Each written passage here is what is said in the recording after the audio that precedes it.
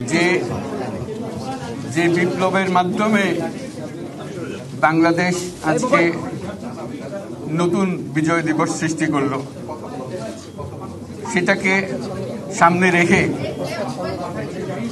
এবং আরো মজবুত করে আমাদেরকে সামনে এগিয়ে যেতে হবে।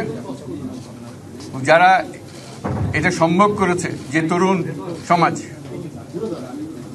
তাদের প্রতি আমি আবার সমস্ত প্রশংসা এবং কৃতজ্ঞতা জানাচ্ছি তাদেরকে। তারা আমার পাশে আছে। এরা এই দেশকে রক্ষা করেছে, এ দেশকে নতুনভাবে পুনর্জন্ম দিয়েছে এবং এই পুনর্জন্মে যে বাংলাদেশ পেলাম, সে বাংলাদেশ যেন অত্যন্ত দ্রুত গতিতে এগিয়ে চলতে পারে, সেটাই হলো আমাদের শপথ। সেটা আমরা রক্ষা করতে চাই, এগিয়ে যেতে চাই।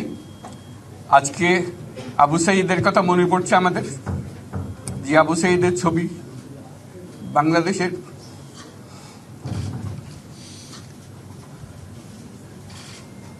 প্রতিটি মানুষের মনে গেঁথে আছে।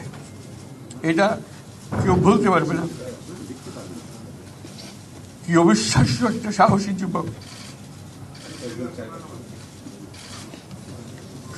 বন্দুকের সামনে দাঁড়িয়ে আছে এবং তারপরে থেকে কোনো যুবক, কোনো যুবতী আর হার মানে নাই, সামনে গিয়ে আছে এবং বলছি যত গুলি মারো, মারতে পারো, আমরা আছি।